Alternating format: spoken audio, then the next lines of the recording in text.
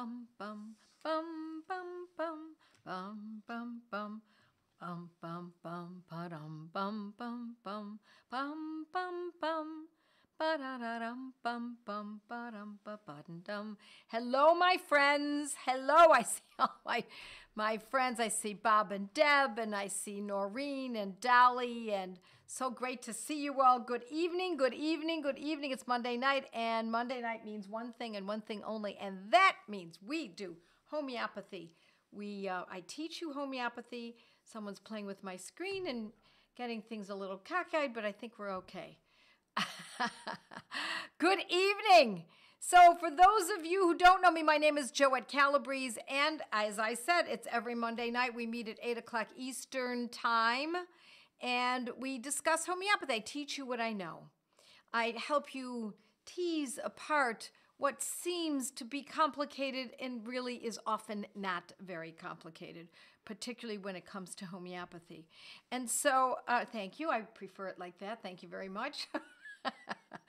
And for those who do know me, good evening, friends. Love to see you all. Tonight we're going to do what we did last time. I'm going to stay with this group, our group tonight, until about 20 after, and then we're going to switch over to just Joette's Mighty members and give you a little extra information there.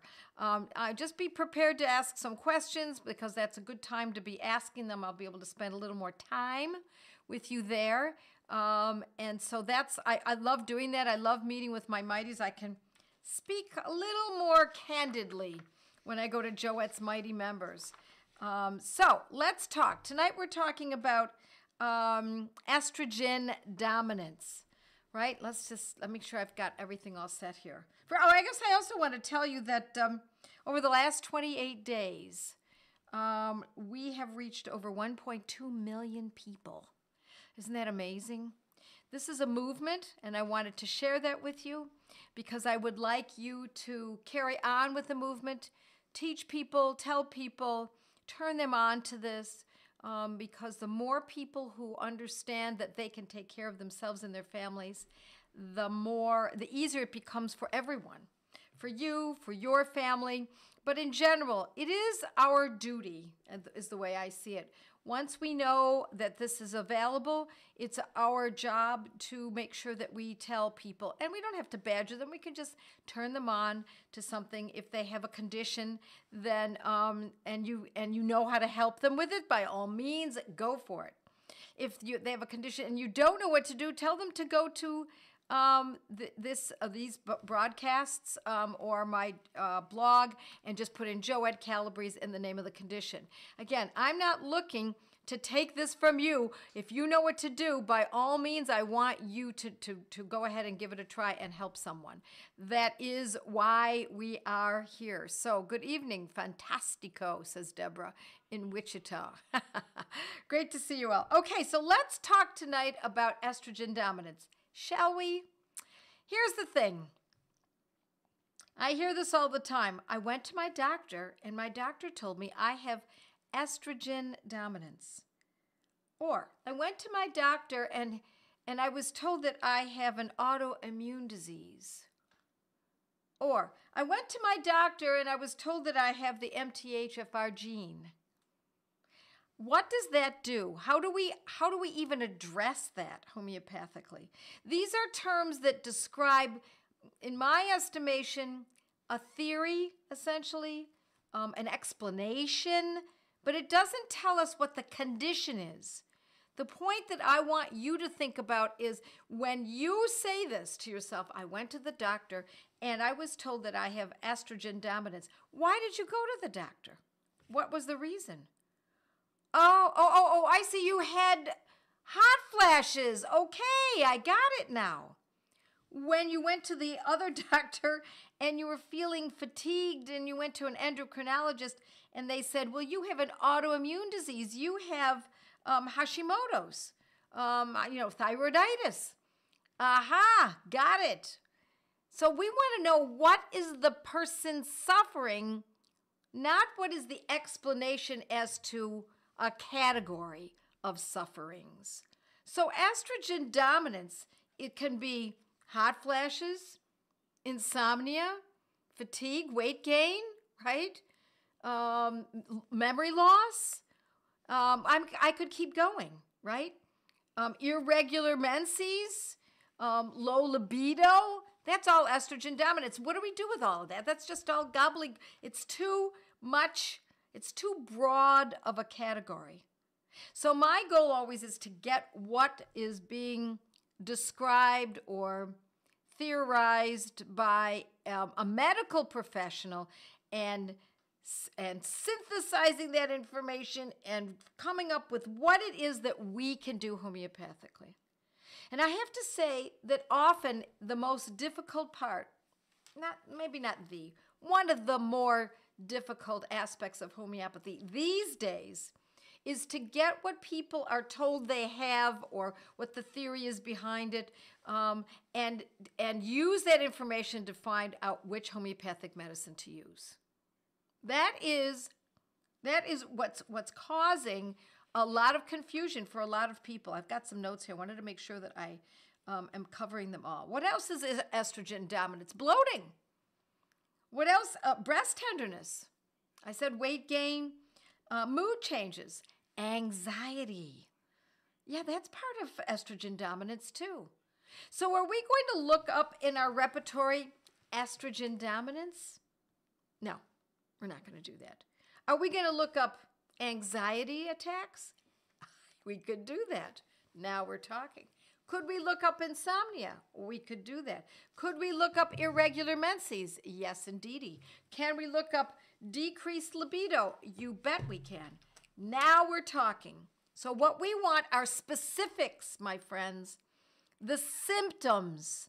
The symptoms are key. The name of the condition. What's the name of the condition? Insomnia is the name of a condition. That's a condition, right? Irregular menses. That's the name of a condition, right? Isn't it? Bloating. Isn't that the name of a condition? Yes, it is. So what do you mean by bloating? Oh, the belly is bloating. When does that happen? After I eat. I never had that before until the last 6 months. And around that same time, I have insomnia. So now we have bloating and insomnia. And how about if we talk about anxiety attacks? And I have anxiety attacks. Could it be estrogen dominance? If the woman is around 50, 45, or even a little younger than that, of course it could be. But that's meaningless to us as homeopaths. It has no value. The value is in the name of the condition. The name of what you had in mind when you went to go see that doctor. I can't sleep. I have anxiety. I have bloating. Everything is wrong. And a lot of times women are relieved when they hear, well, it's just estrogen dominance. I thought it was something more serious than that. Still doesn't. Maybe that'll relieve somebody. I don't find those kinds of discussions relieving, but maybe somebody feels relieved by that. And so in that case, fine. But the beauty of the way we're going to look at it is we're going to break it apart and use each of the names of the conditions along with their associated symptoms. Okay? That's the way we're going to make this work. Yes, Femin Opathy. There's a lot of great information in Femin Opathy, the name of my course. You go to Joette's Learning Center and just scroll down till you get to Femin Opathy. And there you will find the medicines that are specific for the conditions that we're discussing. I mean, there's so much more to the category of estrogen dominance. So whether you've had a good day or not a good day, what I like to do today for you is to make this a little easier for you. So if we address the symptoms until we see improvement, could we presume the Western condition is relieved? We could, perhaps. Maybe it isn't. What I find is that when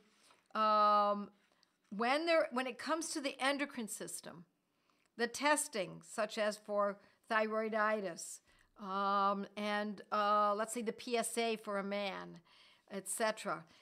Those tests, when the tests are taken and then the homeopathic medicine is used, the test, if you take the tests again to see what's happened, too soon, say in 3 months, it may not show a change. But meanwhile, the bloating is gone. The anxiety attacks are gone. The difficulty concentrating, the hot flashes, the breast, all of that's relieved, but the tests have a lag time. Usually it's a few months. Is fragile skin that bruises easily part of estrogen dominance? I can't say I know that. I don't know, because I don't try to determine what estrogen dominance covers. I suppose very little body hair, certainly it could be thyroid problems, absolutely. So fragile skin that bruises easily, I don't think of estrogen dominant, but hey, you never know. The conventional medical paradigms often start adding other new and different conditions. So what about 65-year-old with low estrogen symptoms, tight tendons? So what's the condition? Is it the person is 65 years old? Is it that she has low estrogen symptoms? What does that mean? Is it that she has tight tendons? There we go. The condition is tight tendons. If Corrine had gone to the doctor, this is a question from Corrine. If Corrine had gone to the doctor and said, I've got tight tendons, she didn't go to the doctor and say, I've got low estrogen. No, you wouldn't say that. How would you know something like that? It's irrelevant. You're going because you're suffering from tight tendons. So what do? We use a medicine that is specific for tight tendons. See where we're going with this? Okay. Let's see what else we've got. My hot flashes vanished with lachesis 200, Susie says, every other day. Now, Susie, we don't know whether or not you had estrogen dominance. Did you care? Did you go? Did someone declare, look what you've got? As though that gives you any information. It really gives you no information at all. It may give the conventional doctor some information, but it gives you no information at all. You know, because you were having hot flashes. That's why you went, or that's why you would have gone. Now, I don't know that you actually went. So, what is your favorite remedy for night sweats since age 40, ongoing at age 60, when top medicines after many weeks each did not give a shift? Sepia, sulfur, causticum, lachesis, and coffea, as well as cycles. So, when somebody says to me, none of these listed remedies worked for me, I don't know what that means. So this is what I mean by that. What potency sepia did you use? How frequently did you use it? Twice daily? Every 3 days? Once a week? Over what period of time did you use it? What were you like before? What number would you say you assigned to the hot flash discomfort on a scale of 1 to 10? What was it before and what was it after having used sepia in that particular way? How did you use sulfur? What potency? Over what period of time? Causticum, lachesis, etc. So those are the kinds of questions. So night sweats can be any one of those: sepia, sulfur, causticum, lachesis, and coffea, as well as cycles. There are other great medicines. Those are my top ones. Certainly lachesis and sulfur are my top remedies for hot flashes, but we have to use them in a specific potency and a specific frequency over a specific period of time. That's why when I teach protocols as much as I possibly can. All right. I tried sepia for my hormonal issue with perimenopause, but every time I get itchy. So that's Veronica. I think it's Veronique. Very pretty name. When we use a medicine for a condition and another condition arises, my question is, so did it help with the first condition? Did it help with I don't know what the hormonal issue was, but let's say it was hot flashes. Did the sepia help with the hot flashes? However, there was now itching. That's the question. Or did it not act at all for anything? Did it not help with the hot flashes? Because if it didn't help with the hot flashes and it was used appropriately, then we know it's the wrong medicine. But if you used it, or if one used it, sepia for hot flashes, and it was The hot flashes were improved, but now she's got itching. Now what do we do? If the condition, the first condition is much improved, we might want to use a medicine for the second condition because that's what we're facing now. Now we're facing that next area. So when the person feels like this, we meet them here and we reflect it with the medicine here. If after taking the medicine they move this way, then we move this way to reflect them. If after using that medicine for a while they turn this way, then we reflect them and we go this way to reflect them. Thank you, Tammy. Treat the itch, says Tammy. So don't assume, oh no, this medicine's not working because it's caused something new. Instead, I want you to think, oh cool, the first condition is gone. Now I have another one that I have to address. I'll move on. Now I look at the case from a slightly different angle. You see where we're going with this? So in other words, what I'm telling you is that these medicines are not a one pill, done, over, on with life. I wish I could say that. Now, it does happen from time to time, particularly for an acute condition, such as an ear infection or an anxiety attack or something like that. But don't expect that to happen when it comes to something more chronic. Yeah, you get clearer and better at doing this every year. It's really true, Diana. As you move along, as you use this, it will make much more sense over time. All right, we're going to, I'll just look at a couple more questions here. And, oh, here we go. And then we're going to go over to Joette's Mighty Members. Janine from New Jersey says, I also notice if I removed processed, refined sugar, and eating before bed, it went away. Yes, indeed, my friends. It can be that it could be a gut issue. Yeah. Eating 2 to 3 hours before bed, especially carbs, she said. Does the medicine for tight tendons or whatever took the person to the doctor correct the estrogen dominance if that was the underlying reason? Maybe unbeknownst. The remedy that we're going to use for tight tendons is unlikely going to approach estrogen dominance. Probably not, no. Because a tight tendon remedy is not often connected to hormonal issues. But what difference does it make?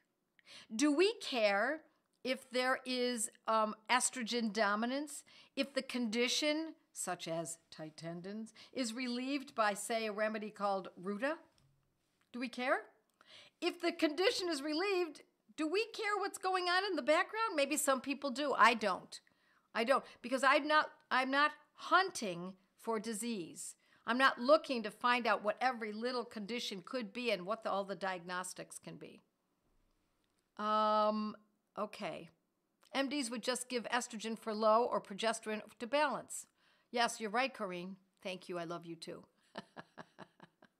What remedy for tight tendons, my friends? You're going to start talking about it, and then we're going to flip over to Joette's Mighty Members.